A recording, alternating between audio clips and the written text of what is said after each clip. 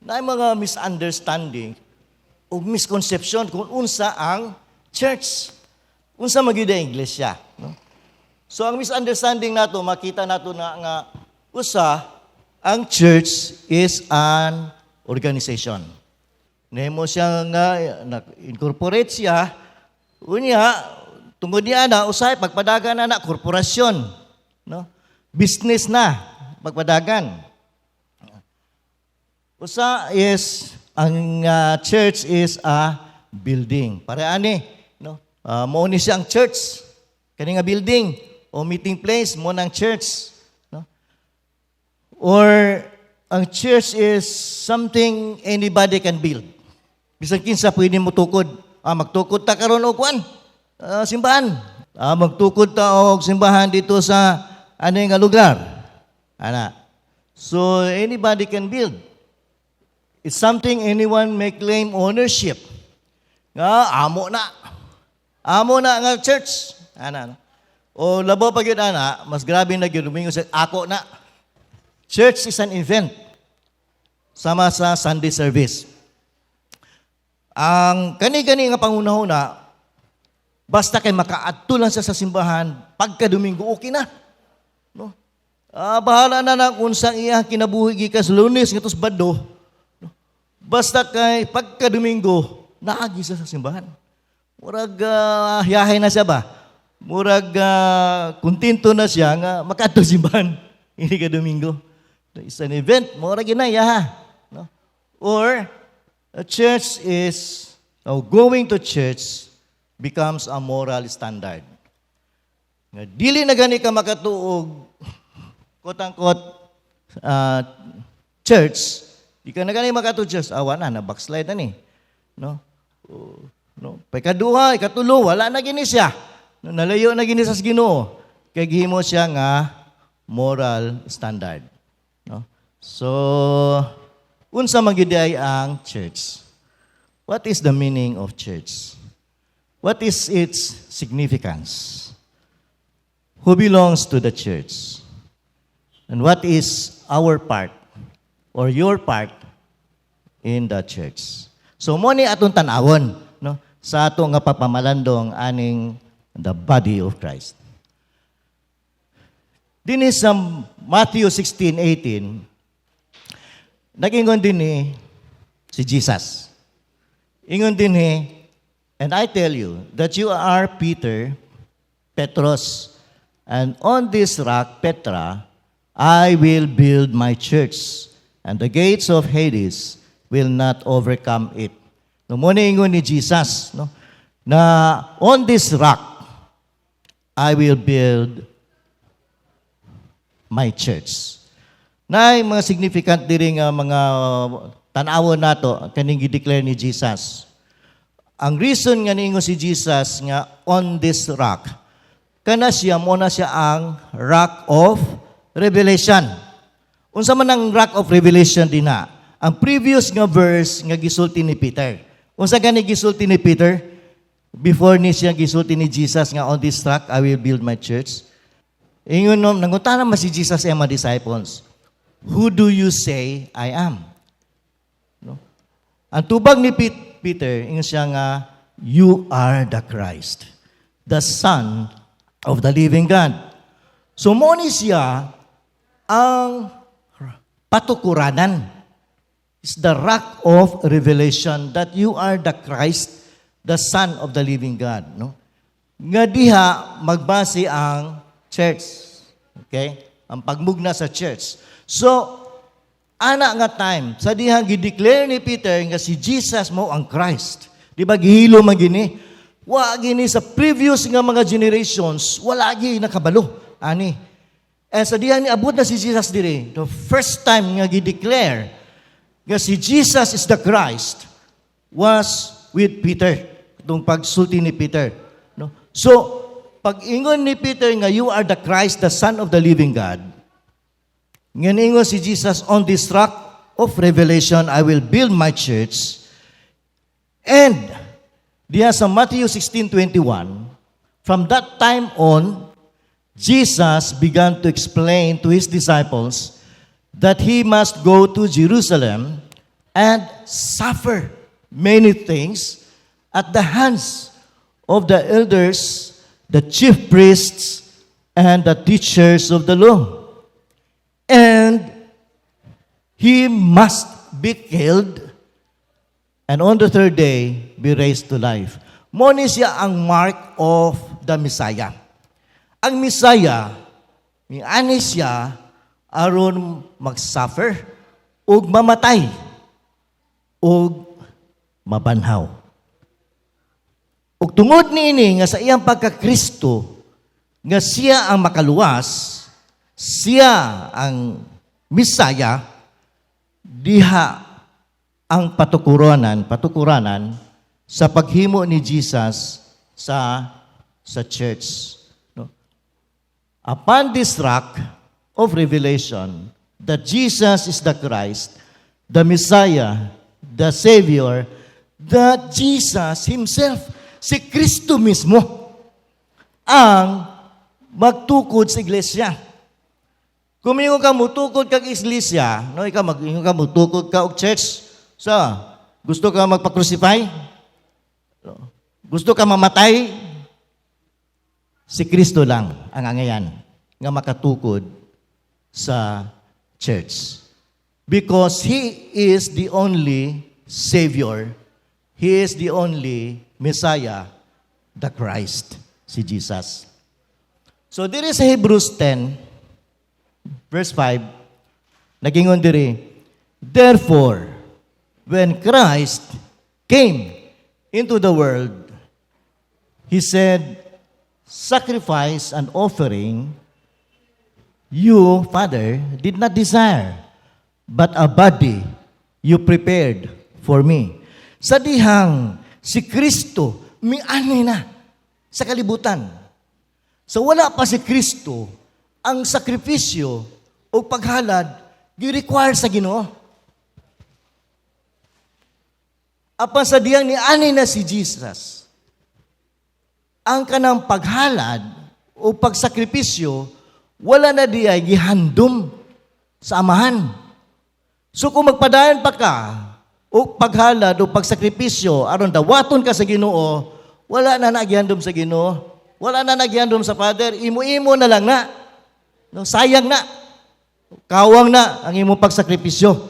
Kung kana imong ginahimo aron nga dawaton ka, akseptahon ka, humot ka sa Father, no, kawang na. Tungod kay unsa man di ay gihandom sa Father, but a body you prepared for me. Na ay lawas nga giandam ang Father ka Jesus. Mauna ang gihandom sa Father kan Jesus. So sa diyan ni anay na si Jesus dinhi sa kalibutan, wala na nay significance na ang pagsakripisyo, paghalad, kung kana kabahin sa ato nga pagduol dia sa Ginoo, nga dawaton ba ta niya o dili, malipay ba sa tuwa o dili, wala na siya ay bili. Kundili ang lawas nga giandam sa Father kang Kristo. Dunay duha ka aspeto dinhi sa lawas ni Kristo. The body of Christ is the physical body and the spiritual body of Christ. Kaning physical body ni Christ, mo tong lawas nga gianak dinhi, no? Nibuhi siya para pareha sa tua, gutumon siya, uhawon siya, katulugon siya, mo na nga lawas. Kung unsa ang atong ginabati, mo po na iyang ginabati. Kay mo man ang ihang lawas nga gibatunan sa diyang ani siya.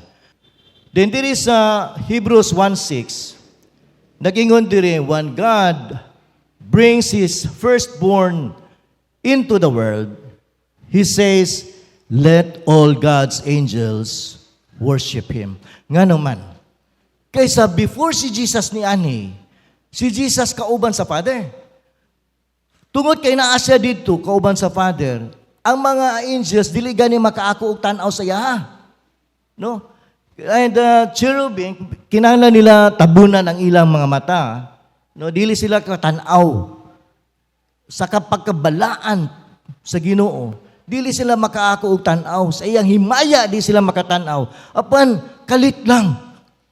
Kani Dios nga naa dito, nga nagahari, nagalingkod uban sa Father, kalit lang na imong baby. Sama sa tua, nga gianak ta. And the Father has to command the angels. Let all God's angels worship Him. Kaya kana siya nga bata is the same God nga naa nagalingkod sa trono. So karon focus ta sa ikaduha nga aspeto, the spiritual body of Christ. Kani spiritual body of Christ, makita nato din sa Matthew 8:20. There was a teacher of the law who came to Jesus and said, "Teacher, I will follow you wherever you go." Jesus replied, "Foxes have holes and birds have nests, but the Son of Man has no place to lay his head." No? So, naay magtutulo na gustong musunod kay Jesus. Bisan asa mo ato si Jesus, ingon siya nga, "I will follow you." Pero ang tubag ni Jesus, no, ingon siya nga, ang milo, adunay bangag. Oh, nay bangag. Ang langgam adunay salag. Apan the Son of Man, ang anak sa tao, walay kabutangan ang iyang ulo. O sa may butwi sabot ni Jesus ana. Karon, din sa Luke 19 verse 10. Nagingon si Jesus, "For the Son of Man came to seek and to save that which was lost." He came to save that which was lost. Kabaluta nga, miani si Jesus para sa imuha, sa kuha, sa atua. Kibaluta na, nga miani si Jesus para sa imuha. Kibaluta na. Pero kani nga bersikulo, ang gigamit diri nga word, He came to seek and to save that which was lost. Unsa may kalainan ana? Kanang which ug was, or that which was, dili na ginagamit para pag-refer sa individual. That which was. Kaya kung individual, kung person na siya, ang gamito ni Jesus, who were lost. Pero ang iyang gigamit diri, that which was lost, na ay nawala. Gitubag na ni Paul. And Jesus is the head. Siya ang ulo of the body, the church. So si Jesus mao ang head. Mahingon si Jesus nga, the Son of Man has nowhere to lay his head. Nakuha ninyo? Nasubay ninyo? No, the Son of Man has nowhere. Wala siya kabutangan sa iyang ulo. Now, si Jesus mo ang ulo is the spiritual head. And the church is the spiritual body of Christ. So, si Jesus, miani siya para sa iyang body. Spiritual body. He came to seek and to save His spiritual body. Nga naa din sa kalibutan. Hallelujah. He came down. Kinabuhi siya nga sama sa tua. Tungod ug alang sa iyang spiritual body. Nga naa din sa kalibutan. Naip-misteryo ani nagapuloyo. A profound mystery. Ato nang masubay karon. Din sa Genesis 2:18, sa dihang gihimo sa Ginoo si Adan. No? Nagingon ang Ginoo pagkatanaw niya kang Adan. The Lord God said, "It is not good, dili maayo, for the man to be alone, nga mag-inusara. I will make a helper suitable for him." So yung Ginoo maghimo ko og ang ayan, nga partner, alang kaniya. Pero, wala dayon niya gimo si Eve. Wala dayon gimo sa Ginoo si Eve. Sa diyang gideclare niya nga naikulang kang Adan. Naapa siya gipahimo kang Adan. gipresent sa Ginoo ang tanan niya nga mga creatures, mga kayupan, o mga wild nga mga animals, o mga langgam, o kada klase nga creature gipanganlan ni Adan. Kung unsa tong isulti ni Adan, mao na tiyang pangalan. Karon sa dihang gipanganlan ni Adan, no, gipresent sa Father o sa Ginoo ang tanan niya nga mga creatures, o gipanganlan ni Adan, adunay na diskubrihan. Adunay na diskubrihan. But for Adam, no suitable helper was found. Kaya nga naman, kada creature na ay paris. Kada creature na ay paris. Ang tanan nakabalo nga sila na sila yung mga paris. Apan ang ilang busing, kung sa manis busing, wala may paris. Wala may paris si Adan. No, si Adan mismo, nakadiscover nga, tanan man sila na ay partner. Apan ako wala man ko'y partner. Kita ninyo na ay drama diri nga gihimo sa Eden. No? Nga gipa ang pagpresent sa Ginoo, paghimo sa Ginoo kang Eve, gitagaan na siya og drama. Nga si Adan mismo ang makadiscover nga naay kulang sa yaha. Kaya nga naman, si Adan magud pag-create sa yaha, siyempre ang glory. No, siya gud ang master of the universe. Hawd kay sa tanan. Ilon siya nga ruler. No? Sumurag sa iyang kaugalingon ko na, okay na kay ko. Apan sa diyang gipakita sa Ginoo ang mga creatures, dito, nadiskubrihan ni Adan nga naade kulang sa yaha. Genesis 2:21 to 22. So the Lord God caused the man to fall into a deep sleep. And while he was sleeping, he took one of man's ribs and then closed up the place with its flesh. With the flesh. Then the Lord God made a woman from the rib he had taken out of the man, and he brought her to the man.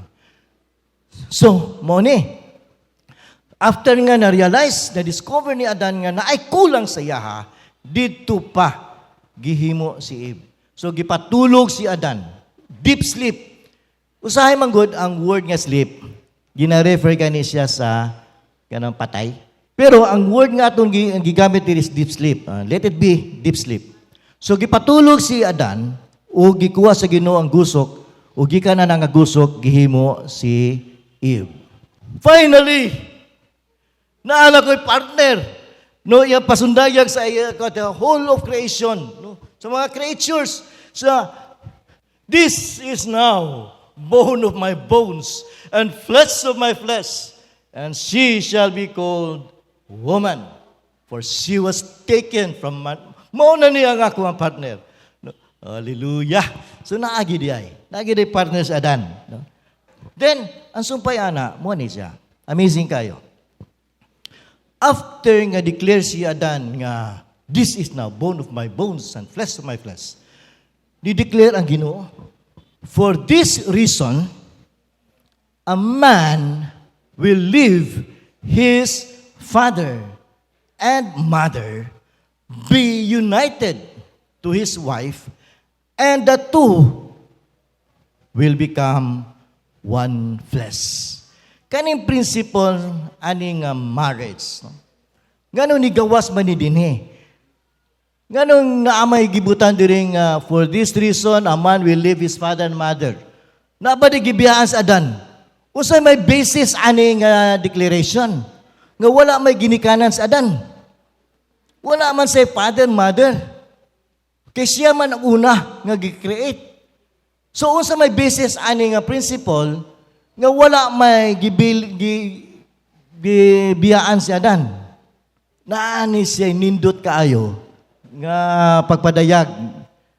Dinis sa Ephesians 5:31-32. Gikot o gisubli ni Paul kaning declaration sa Genesis. For this reason, a man will leave his father and mother and be united to his wife, and the two will become one flesh. Sa Genesis, maka-question ka, unsa may basis nga wala may gibiyaan si Adan. Karon gisumpay ni Paul. Ingon ni Paul, this is a profound mystery. A profound mystery. No? So, unsa man ang meaning sa profound mystery? The word profound, it means deep, intense, huge, great mystery. Ang misteryo, tago na nadaan.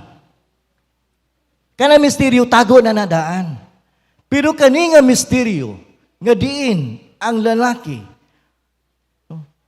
mubiya sa iyang ginikanan, aron mahiusa sa iyang minuunon. Usak ka dako nga misteryo. Lalum nga misteryo. Grabe nga misteryo. Bantugan nga misteryo. Muna gipadayag ni Paul. Nga dili di sa ordinaryo nga misteryo. Unsay sumpay ni Paul? This is a profound mystery. But I am talking about Christ and the church. Na i-revelation nga dawat si Paul. Nga katong gi-declare sa Father dito sa Eden, ang gipasabot di ay diha ang relationship ni Christ o ang church. Makita nato nga luyo di ay aning kaminyoon sa lalaki o sa babae, ginapadayag ang relasyon ni Jesus ug ang iglesia. No, asa gibasihan ang gugma sa bana ngadto sa asawa? Ang gugma ni Kristo ngadto sa iglesia. As Christ loves the church. Ang original gid ani nga relationship is the spiritual relationship between Jesus and the church. Nga ginapadayag dinhi sa kalibutan. Nga between the husband and the wife. Nga ikaw ba na higugmaon nimo imong asawa sama sa pagigugma ni Kristo ngadto sa simbahan. Mo ni gisulti dinhi, no? And in the same way, ang wives pod are to submit to their own husbands as you do to the Lord. For the husband is the head of the wife as sama. Samara nga si Kristo. Christ is the head of the church. His body, of which He is the Savior. Samara. So nakita ninyo nga pag-compare, no? Pag-compare sa atong relationship sa between bana o asawa sa relationship ni Christ o ang church. No? Si Kristo, mianhi siya, gipangita niya, ug luwason niya ang iyaha nga body. No? O kana nga body, mao pud ang iyaha nga bride, no? Nga mao ang church. So kinsay ni biya? Wala may gibiya, way gibiyaan sa Adan. Ang nibiya si Jesus. Gibiyaan niya ang Father. Nibiya siya gikan diha sa iyang trono ug nagpakatao siya dinhi sa kalibutan tungod ug alang sa iyang body nga mao pud ang iyaha nga bride, nga mao ang iglesia, the church. Unsa magiday ning church? Unsa magiday ang role aning church sa kinatibuk-an nga plano sa Ginoo? Ngano unsa magiday ni sa ka-espesyal? Ngano man gyud nga anion pa man ni Jesus ang iglesia? Ngano anion pa man niya? Ngano muantos pa man siya? Ngano mapalansang pa man sa cross? Unsa magiday ang significance sa iglesia? Dinhi sa Ephesians 1:22-23. Nagingon dinhi, and God placed all things under Jesus' feet and appointed Him to be head, ulo, over everything for the church. Gi-appoint si Jesus. Kaya pamsabto na to. Si Jesus, gi-appoint sa Father nga maoy pangulo, ulo, sa tanan nga butang alang sa iglesia, kinsa man ang naa sa iglesia? the right interpretation or translation sa word nga church is iglesia. Kung basahon nato ang atong mga Bible, iglesia ang gigamit sa Cebuano. Walay gigamit diha nga simbahan, iglesia. Muna usay kung mugamit ang simbahan, mamislead ta sa atong understanding. Tungod diha sa word itself, simbahan. Mura siya o meeting place nga parehani. Pero kung usbon nato atong una-una, nga tungod kay ang tinuod gyud ay church is, ang translation niya is iglesia. Ina ang kagalingon iglesia. No, dili na ta magpanuko nga moingon tag iglesia kay base unahuna sa uban iglesia ni Kristo. Pero mo ni ang tinuod iglesia. No? So si Jesus gi-appoint nga pangulo alang sa kinatibukan nga church sa iyang body. Gihimo siya nga pangulo sa tanan. Ug unsa man ang iyang body, nindot nino, the fullness of Him. Mo ang fullness ni Jesus. Ang iyang body. Nga mo ang church. Mo ang kinatibukan. Mo na si Jesus, may anay gid siya sa kalibutan. He seek and to save His body. Kay kani iyang body, nga gitawag nato nga iglesia, nga church, mo ang kinatibukan niya. The completeness of Christ, the fullness of Christ, ang church. Karato ta sa spiritual reality and the physical manifestation. Na ay mga realities, mga nagkataybo sa spirit realm. Nga ginapadayag sa physical realm, din sa kalibutan. Yung nga, kaning sa kalibutan, passing manitanan. Pero what is lasting, kanang naa sa spirit realm? Muna siya ang everlasting. Pero kani din sa kalibutan, mulabay ni. So, ang spiritual reality, ginapadayag sa Ginoo pinaagi sa dinhi sa kalibutan. Kung si Eve, mo ang suitable partner ni Adan, ang church nga mao ang lawas, mo pud ang fullness ni Christ. Just as God made a suitable partner for Adam, God also prepared the body for Christ. Ang Ginoo mismo ang naghimo, nag-prepare kang Eve para kang Adan. Kang Jesus pod, ang Father pod, ang nag-prepare sa body, sa church, alang sa kang Kristo. Na ikatulo din the relationship between the husband and the wife is patterned after the relationship of Christ and the church, His body and His bride. So, mo na ang pagpadayag, no? Mga spiritual realities ni siya, nga gipa makita nato, masabta nato din sa kalibutan. Din sa John 19:34, nagingon diri, one of the soldiers pierced Jesus' side with a spear. Ato nga time, kinahanglan na mapatay ang mga gipanlansang. So katong duha ka kriminal nga tapa ni Jesus, pagtanaw sa sundalo, buhi pa man sila. So ang ginahimo nila anak, buhi pa ang gilansang sa krus, dugmukon ang tuhod. Dugmukon ang tuhod, collapse na iyang body. Pag dugmuk na ganyan tuhod, collapse na ng body, dili na madugay, mubigay na, ayan, wada na sa kinabuhi. So gihimo sa soldier, katong left o right nga kriminal ni Jesus, puro to sila gidugmukan o tuhod. Apan sa dihang, ang katunga sundalo, pagtanaw niya kan Jesus, patay na si Jesus. So, tungod kay patay na si Jesus, dili na kinahanglan, dugmukon ang iyang tuhod. Amen. Ang iyang gihimo, iya lang giduslak ang kilid ni Jesus. Pagduslak niya sa kilid ni Jesus, unsa may nahitabo?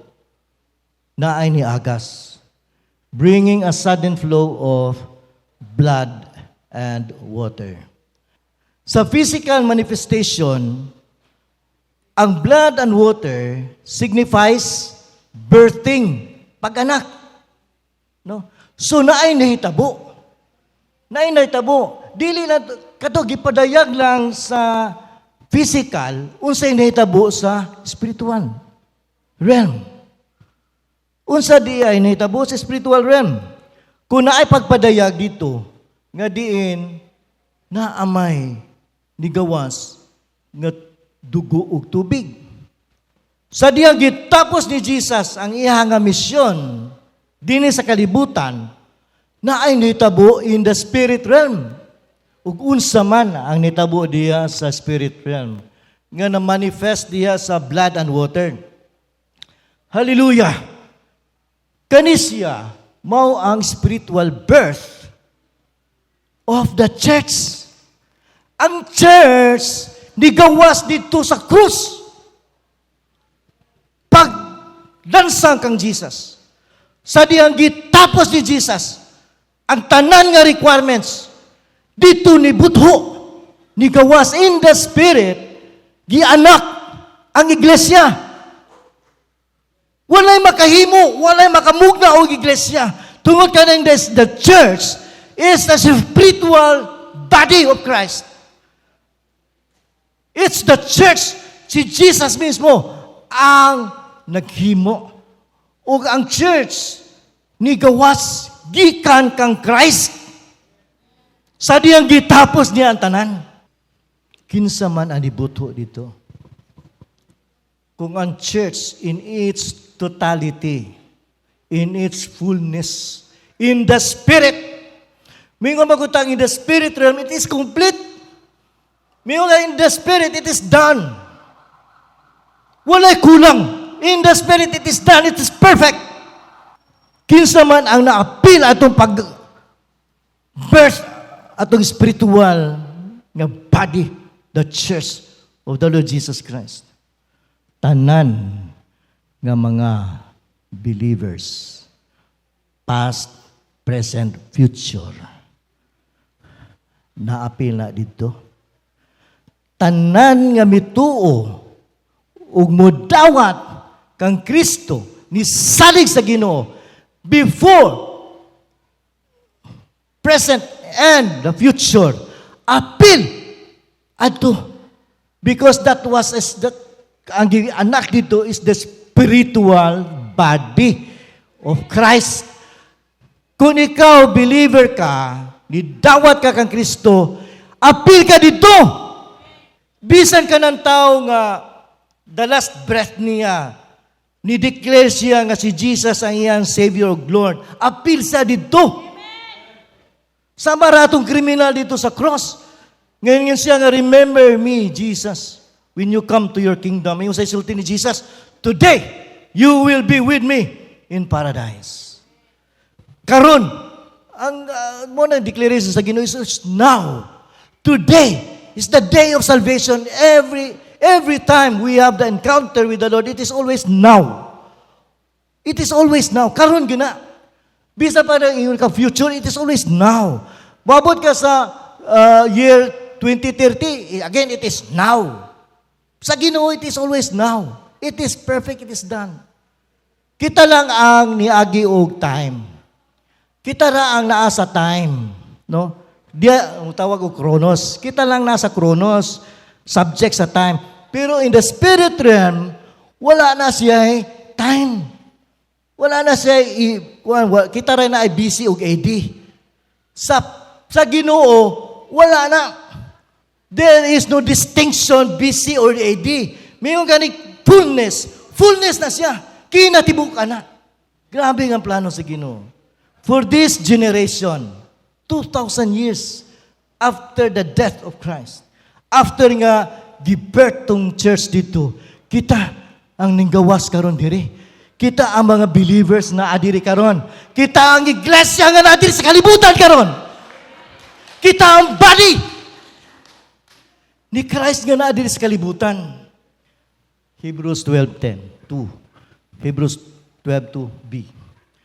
For the joy set before him, he endured the cross, scorning its shame, and sat down at the right hand of the throne of God. Sa kalipay ni Jesus, sa gipresenta sa iya, set before him, iyang gilahutayan ang krus. O gibaliwala niya ang kaulaw, limang gukaan, ano? Diyos, di gani makaakog tanaw ang mga anghel sa iya. Miani siya, huyang. To the point nga, i-reject siya sa mga tao nga iyang gianhi. Ug mao pagi mo tiyabaw nga ilansang sa krus. Siya pag ipulis siya, kang Barabas, nga mao'y kriminal. O giantos niya tanan. Pero, nadiha ang kalipay ni Jesus. Diya na ay kalipay si Jesus. Baliwala saya ang pag-antos o ang kaulaw tungod sa iyang kalipay. Nga tungod niya na, makauban niya ang iyang body. And he sat down at the right hand of God, of the throne of God. No? Right hand of the throne of God. So, giantos niya ang krus, ibaliwala niya ang kaulaw, o nibalik siya sa Father, and sat down at the right hand. Atong paglingkod ni Jesus, together with the Father, before siya niyani sa kalibutan, o after nga nabanhaw siya, o gibayaw siya, nga to sa kalangitan, o milingkod dito, tapad sa Father. Unsay kalainan ato nga time paglingkod ni Jesus before o paglingkod ni Jesus after sa paghanis kalibutan. Ephesians 2 verse 6. For he, God, raised us up from the dead. Banaw ta sa gikan sa mga patay. Along, together, uban kang Kristo. And he seated us with him in the heavenly realms because we are united in Christ Jesus. Kita, together with Christ, panausap. Kaniyap, tanaw na to sa English, past tense na siya. Nilabay na, nahitabo na. Raised us up from the dead, along with Christ, and seated, gipalingkod. Seated us with him in the heavenly places because, unsay rason? We are united in Christ. Ang diferensya, igsoon, sa paglingkod ni Jesus before, siya, miani sa kalibutan, ug sa diyang gitapos niya ang iyang misyon, umibalik sa Father. Hallelujah! Ang lawas kauban ni Kristo. Ang naglingkod dito sa trono is not only the head, but also the body of Christ. Naglingkod dito in the Spirit. Hallelujah! Ayaw ilimit atong na. Dilita mo dwell sa physical. Kaya nga naman naamang ka diri, na ako diri, na tatanan diri, but in the Spirit. We are seated with Christ. We are seated beside the Father at the right hand of God. Wala ta sa tiilan. Muna'y kalainan, iksuon. Sa dihang gitapos ni Kristo ang tanan. Dili ka ordinaryo, iksuon. No, dili sa kalibutan ba? Daghan kayo ang mutamay. Dagang kaayong mutanaw sa imo nga ubos. Dagang kaayong daog-daog sa imo. Dagang mo biyay-biyay sa imo. Igsuon. Wala na tanan gipapas na. Tungod kang Kristo, nahiusa ka. Nahiusa ta diya kang Kristo. Kung naghari si Kristo, kita uban kaniya, naghahari usab. Grabe gyud. Grabe ang atong posisyon. Individually, we are sons of God. And together, we are the body. We are the bride of Christ. Kung si Eve mo ang bride ni Adan, ang church, iglesia, is the bride of Christ. Mo yung partner. Muna siyang intimate nga relationship. Pero sa diyang ikaw, mituong midawat sa iya, gideclare sa Ginoo, you are my son. You are my beloved son. Tungod kang Kristugson. Karon, kita nga naa dinhi, unsa man di ay ta karon. Nakabahin man ta sa lawas ni Kristo. Kita man ang iglesia. Ephesians 3, 10 to 11, nagingon. His intent was, so, plano sa Ginoo sa una. Plano sa Ginoo sa una. His intent was that nga karon. Intention niya sa una pa nga karon, that now through the church kapinaagi sa iglesia, the manifold wisdom of God ang nagakadaiyang kaalam sa Diyos, the manifold wisdom of God should be made known. Nga papadayag nga pinaagi sa iya nga iglesia, pinaagi sa lawas ni Kristo, ang nakadaiyang kaalam sa Diyos mapadayag, should be made known to the rulers and authorities in the heavenly realms according to His eternal purpose. Ang katuyuan sa Ginoo sa wala pagyud ang kalibutan. So wala paghimo ang kalibutan, part na kaaning plano sa Ginoo. According to His eternal purpose, which He accomplished, nga iya nang gitapos, gihimo na niya, pinaagi kang Kristo, diha kang Kristo. Kani nga time karon, kang Jesus is a new humanity. Nga gikan sa duha, the Jews and the Gentiles. Nga pinaagi sa iyang lawas, katong iyang gilansang sa cross, nga mahiusa ang Hudiyo o ang Hintil, mahiusa diha sa Dios. Dito sa cross, gipatay sa Ginoo ang tanan nga panagbangi. Ang panagbangi between the Jews and the Gentiles, ang panagbangi between the Jews, panagbangi between the Gentiles, tanan nga hostilities. No diha sa atong local nga church, kinana masabtan nato ang kinatibuk-an nga plano sa Ginoo. Nga kita di ay usara diha sa yaha. We are one body. And ang tanan nga mga panagbangi o panag-away diya gilansang sa cross. So, mo po ni, na misteryo na po nga gisgutan si Paul diri sa Ephesians. Unsa man nga misteryo nga gi-reveal sa Spirit ngadto sa mga apostles and prophets. Kani nga mystery, ingon diri that through the gospel, the Gentiles together with the Jews are heirs together. Manununod ta kun unsay dawaton sa mga Hudiyo, dawaton pod nato. Kung membro ang Hudiyo sa body ni Christ, membro pod ta sa body of Christ. Kung sila makabahin sila no sa promise diha kang Kristo, kita pod makabahin pod. So unsay madawat nila, madawat nato. Unsay ma-experience nila, ma-experience nato. Unsay panalangin nila, panalangin pod nato. Amen. So, wala na ni, gipadayag na ni. Bagong humanity. Wala na ang duha na mo nang usa. Wala na'y panagbangi.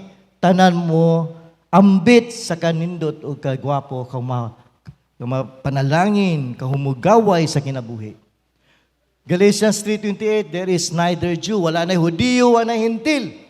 Wala na'y ulipon o wala na'y gawas nun.